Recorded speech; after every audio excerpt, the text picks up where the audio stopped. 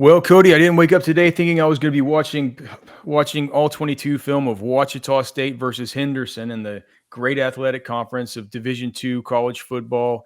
I didn't think I was going to have to be going back and watching 7 particular snaps of Texas A&M versus Samford this last season. Um, but that's where we are with the Texas offensive line search. Let's talk about it. Let's talk about Seaton. Let's talk about these guys that Texas has coming in, and also, of course, the commitment that came in just earlier today from Jonte Newman from Texas A&M, the backup right tackle. Before we get to any of that, let's talk about the Man Eye Institute. It's where you can see life better. Give them a phone call today, 1-844-WOW-2020, 844-WOW-2020, or scan that QR code. Whether you need LASIK, whether you need glasses, whether you need contacts, whether you need help with cataracts, astigmatism, whatever. If it's your eyes and it's your vision, they can help you at Man Eye Institute. They're great people. They're honest. They're friendly. The campus, at least the one that I went to, is just elite with how awesome and clean and just how high-tech everything is. You'll have a great experience with the Man Eye Institute. I can give my own personal testimonial on that. Give them a phone call today, 844-WOW-2020. And while you're doing things, go to alphaseasoning.com and get some of our Elite Spice Blend or our Longhorn Dust, our newest one. I just sent out 4 new orders today. So thanks to everybody for continuing to order, and especially you guys that have ordered multiple times. We understand why you've ordered multiple times. Cody and I worked for years developing these recipes, going to the ends of the earth to find all the ingredients that we need to make these spice blends perfect for their intended uses. And there's no MSG, there's no seed oils. All it is just great jam-packed flavor. They're going to be the absolute workhorse of your spice cabinet.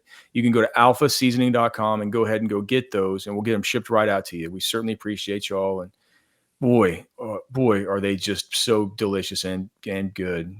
It helps us out if you order them, but it really helps you out because your food's going to taste a lot better. Certainly, if you go to Texas Beef Traders, it'll taste better. And they sell Alpha at Texas Beef Traders, along with Hudson's Meat Market on South Congress and also out there in Marble Falls. But they also sell a bunch of beef at Texas Beef Traders. It's our favorite beef. It's our favorite store, our favorite people. Go see Darren, go see Thomas. Go have them cook you up some food, man. Go up there Thursday, Friday, Saturday night when they're cooking out there on the big pit. Go pick a steak out. Let them cook it for you. Get some bone marrow mashed potatoes with it, maybe some asparagus or charcuterie. It is unbelievable. But if you're just going to go in and get packed up on beef, I recommend the tenderloin tips. Is my favorite thing. I think it's an excellent value, but you can get whatever it is that you want. And right now with the beef prices, it's crazy, but it's as cheap as the grocery store to be able to get something that's from Mason, Texas. No vaccines, no antibiotics, no hormones, nothing. Just awesome natural beef from local ranchers. TexasBeefTraders.com is where one thing I picked up this last time I went to Texas Beef Traders was a smoked tenderloin. It was seasoned, smoked, ready to eat out of the package, and what I've been making my wife all week for breakfast is an egg in the microwave because I love that.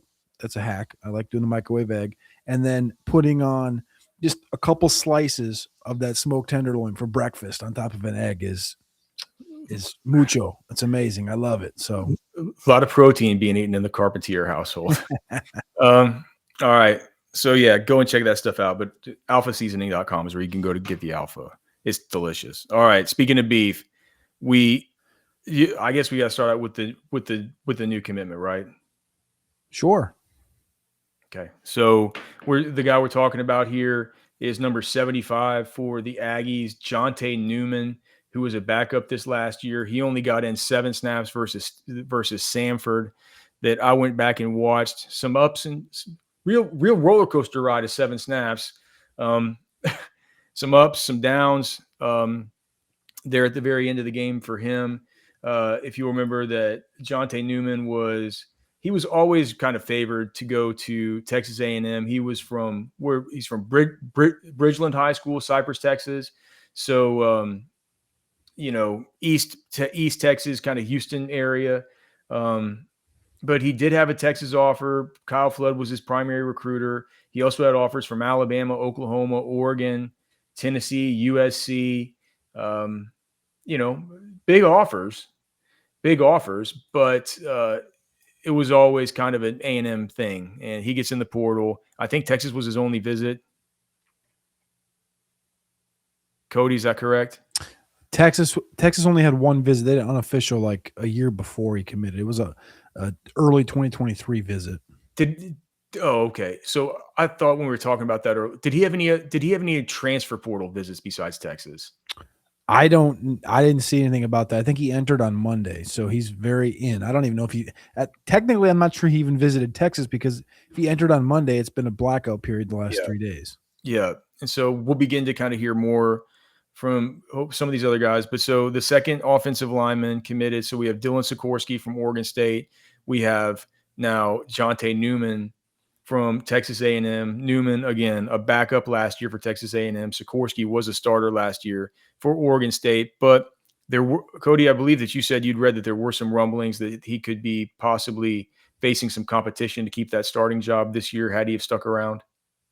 John, I mean, basically what I'm reading on the Aggie side of the conversation is that they're saying he couldn't crack the 2 deep this year, and they weren't sure if he was going to crack the 3 deep either. Good kid that came in the way of his, just in the way of time of like they added a lot of guys in the portal as well. So it was like, I don't know. It's interesting. He was listed at 275 coming out of high school. That was literally just over a year ago, and he's up to 331. So he's packed on some weight since he's been on campus. He only played those 7 snaps against Sanford as a freshman. You know, I thought his high school tape looked solid. I was just going back and looking at that, before we hopped on the show here, and he's got some grit to him. He's got some edge to him. He's playing tackle in high school, and that's why I asked you. I said I'm not a Texas high school OG, so I don't know what the sides of some of these schools are. But at Bridgeland, he was, he's pancaking a lot of fools and. Kind of showed that kind of edge that DJ Campbell has had the last couple of years at Texas, like where he's the guy that finishes the play. He's the guy that might be face mask to face mask, talking smack after the play.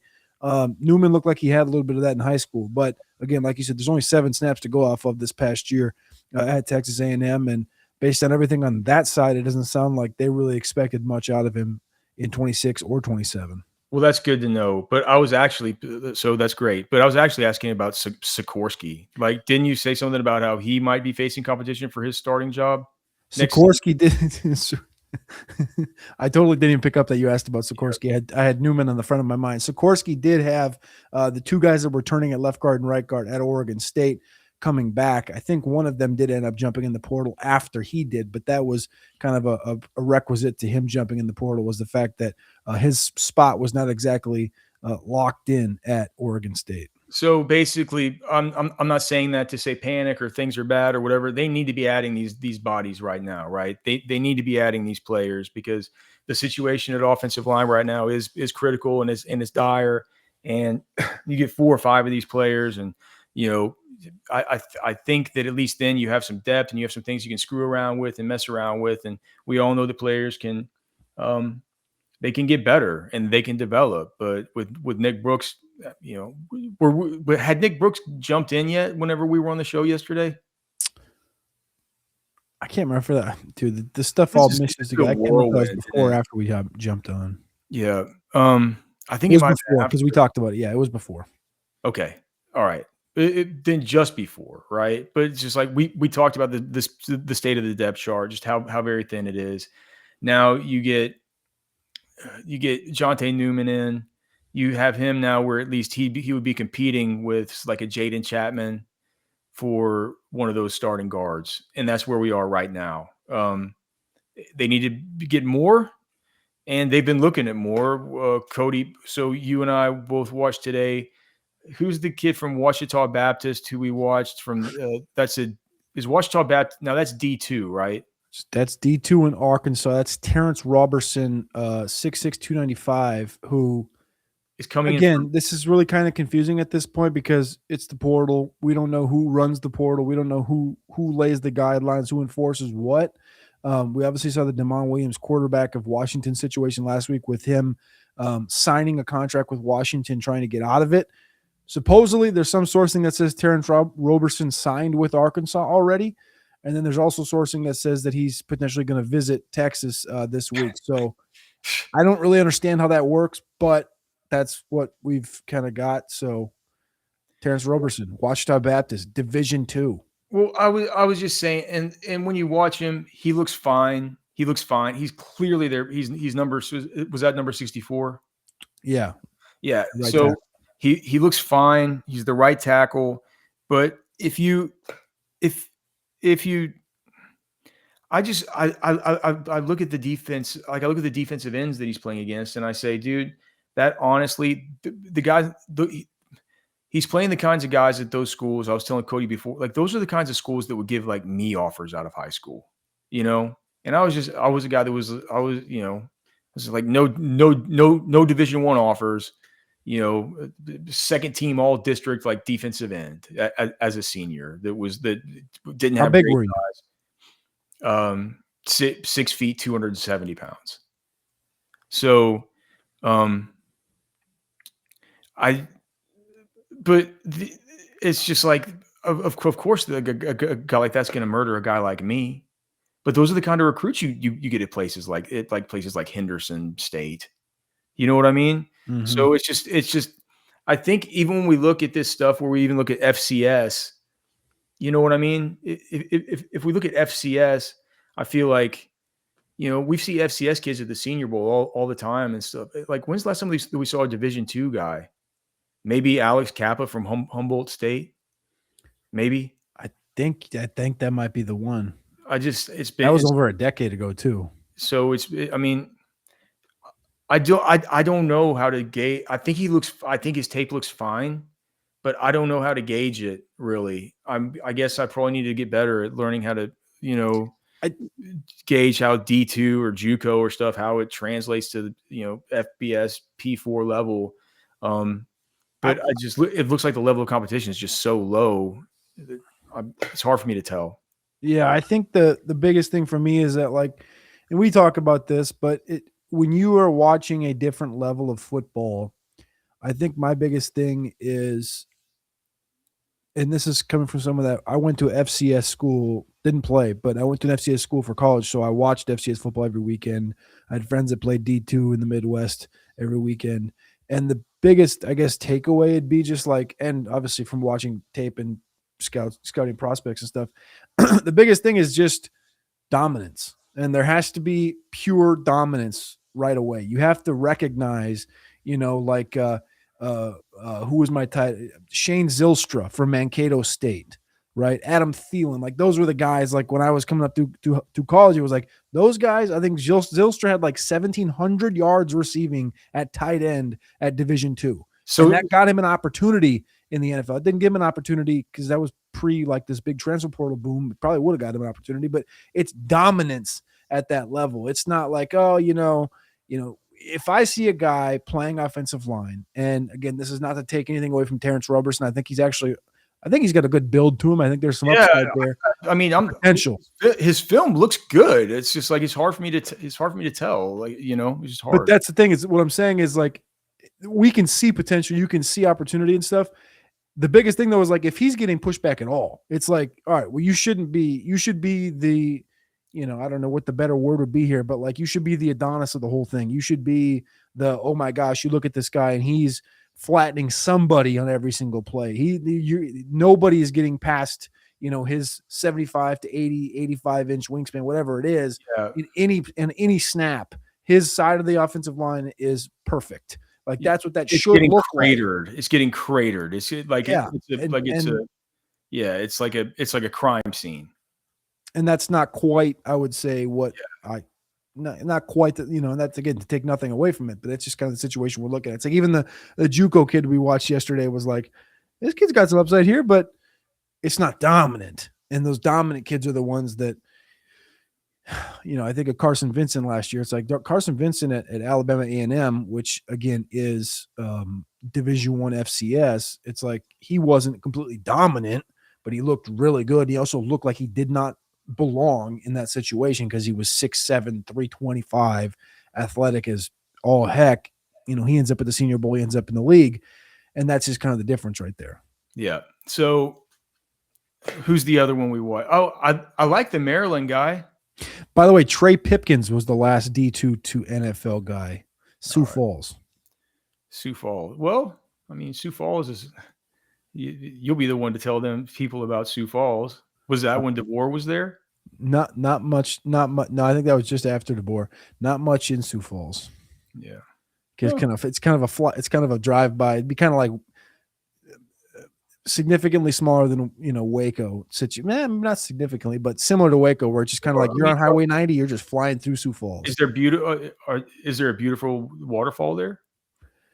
Yeah, probably not. No. Why is it Sioux Falls? I mean, it's right on the is it the Red River? Yeah, right on the Red River that splits the state of Minnesota and North and South Dakota. Well, I mean, And it's just, I'm sure that I wouldn't mind it too much, man. There's oh, probably a you lot. would let that is once you get past Sioux Falls into South Dakota and you're on the eastern side of South Dakota, I think it's Chamberlain. You're in, I mean, that is pheasant nation. Yeah, man. Oh, yeah, you see, like I get mega targeted on Instagram by these visit South Dakota ads from their. I think they got some kind of hot governor chick or something like that. I might be able to get us up there if you want to go. All right, so we have the what? Who else? Oh, the Maryland guy. Maryland guy, and then we also have the Jackson State kid Oh, Jackson who's State. going to be on a visit, I think, on Thursday. Yeah, so Jackson State. I watched him. He's number 65, the left tackle. What is his name? Mason Barton, 6'7", 315. He's played over 900 career snaps, but he was penalized 8 times. Well, I could. Yeah, I mean, he's one of these guys. He's one of these guys that I'll bet you some of those penalties for. He's one of these guys that finishes and likes to land on people. I'll bet you some of that. I'll bet you he was grabbing people's face masks and stuff. He's a little bit of a whirling dervish, and he's a good player. I think with him, it's easier to tell than it is to tell with that number 64, the right tackle from the D2 school from Wichita Falls. What is his name again? Roberson. I think Roberson, yeah. I think it's easier to tell that. I think that guy can come in and play. I mean, I think he can probably come in and play. My question I keep asking, are these guys better than Nick Brooks? I'm not sure if Roberson is. I think I'm not sure of anything about Roberson. I think Barton is. Today. I can't tell. Today, I think he's better.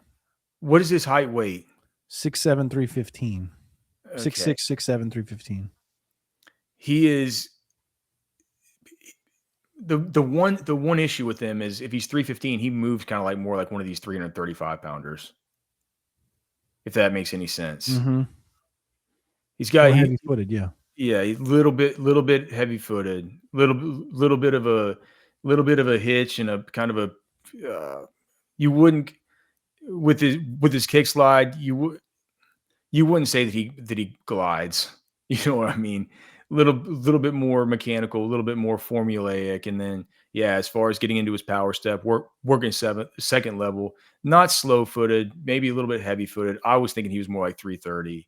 So, look, we're not going to tell you that every one of these guys is perfect. I think that it was number 66 for Maryland you brought up, but he's not coming in for a visit. Aliou Bah, Alioubah, Bah, 6'6", 327, IMG Academy kid. I would look into him. Started at Georgia, went on to play at Maryland. He's got over 1,500 career snaps and just 1 sack allowed at the right guard position. I think I would look into him. The one thing that you notice about him is I think that he looks perfectly solid. 2 issues that it's really one issue that I saw manifest itself in 2 different ways. It's just the upper body, like it's basically exposing the surface area of the upper body and being susceptible a little bit to getting pushed back against bull rushes. And then also I hated to see when he was a pulling guard, when he would engage in man on line of scrimmage, how he would come into that thing with this similarly high pad level and sometimes just kind of run into them and instead of kind of engage them, do this stuff where they almost kind of let let the guy attack into him into his surface area, and to where it's still he was still on the particular play I watched from that game.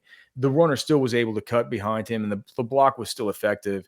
But at the SEC level, you're going to get put on your you're going to get put on your keister, we'll say, by coming into engagement on those pulling and those trap assignments if you come into it in that same way. But dude, I think those are little, that's just stuff where they, Coach Flood just has him go get in the chute. Right. So I think that's probably fine. I wonder, we've talked about all these guys and we haven't mentioned Seaton. Yeah. That check's going to be so fat. I wonder how this thing's going to end. Again, the dark period.